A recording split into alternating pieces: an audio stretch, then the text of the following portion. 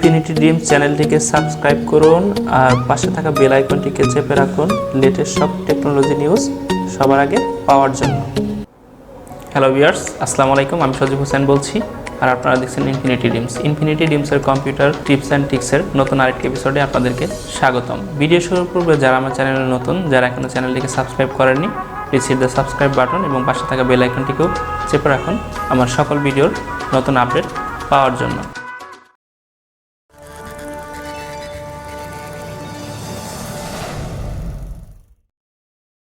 Viewers, আজকের ভিডিওতে আমরা একটি বিষয় সম্পর্কে আলোচনা করব যে আমরা যখন আমাদের কম্পিউটারে বিভিন্ন ফাইল ওপেন করি সেটি অনেক সময় ওপেন হতে অনেক লং টাইম সময় নেয়। ফর এক্সাম্পল, আমি আমার মাই কম্পিউটার যখন ওপেন করব সেক্ষেত্রে দেখা যাচ্ছে যে আমার উইন্ডোটি খুব তাড়াতাড়ি ওপেন হয়ে যাচ্ছে, কিন্তু অনেক সময় এটি ওপেন হতে অনেক টাইম নেয় এবং বিভিন্ন কাজ করার সময় অনেক ল্যাগ সৃষ্টি হয়। এগুলো কিভাবে আপনারা সিস্টেম চেঞ্জ করার মাধ্যমে এগুলো চেঞ্জ করতে পারেন, আজকের ভিডিওতে আমি সেটি আপনাদেরকে দেখাবো। এজন্য সর্বপ্রথম আপনাদেরকে আপনাদের কম্পিউটারের কন্ট্রোল প্যানেলে যেতে হবে। তো আমি আমার কন্ট্রোল প্যানেলটি ওপেন করে নিচ্ছি। কন্ট্রোল প্যানেল আসার পর এখান থেকে আপনারা মাউস যে একটি অপশন রয়েছে সেটিকে আপনারা খুঁজে বের করবেন। এখানে যদিও বাই ডিফল্ট ক্যাটাগরিজ দেওয়া থাকে, তো আপনারা এখান থেকে লার্জ আইকনে দিয়ে নেবেন। এরপর আপনারা এখান থেকে মাউস সিলেক্ট করবেন।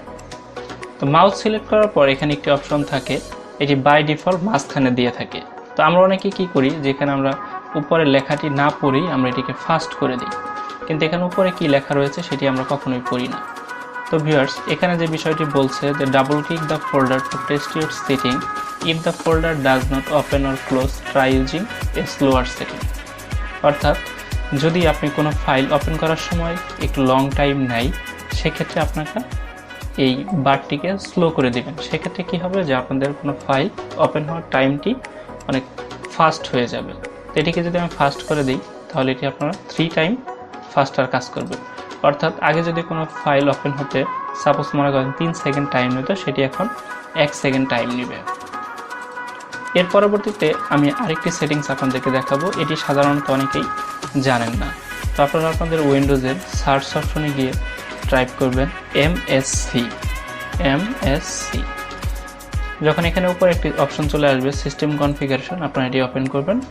এরপর এখানে বিভিন্ন ধরনের অপশন রয়েছে, জেনারেল, বুট, সার্ভিস, সেটআপ, টুলস। এখান থেকে আপনারা বুট অপশনটিকে সিলেক্ট করবেন।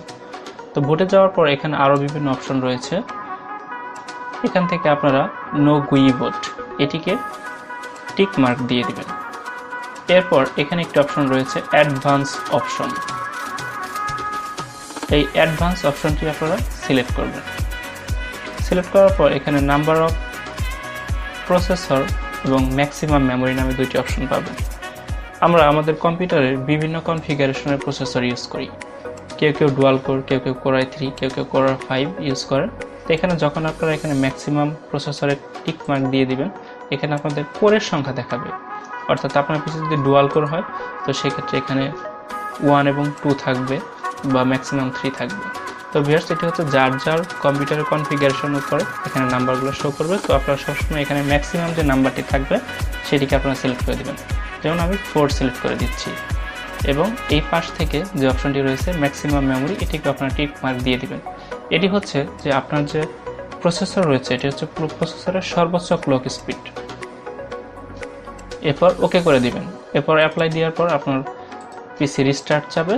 তো আপনারা রিস্টার্ট দিয়ে দেওয়ার পর, তো ভিউয়ার্স, আশা করছি এই সেটিংসগুলো ব্যবহার করার মাধ্যমে আপনি আপনার কম্পিউটার ব্যবহার করার ইউজার এক্সপিরিয়েন্স অনেক হাই করতে পারবেন।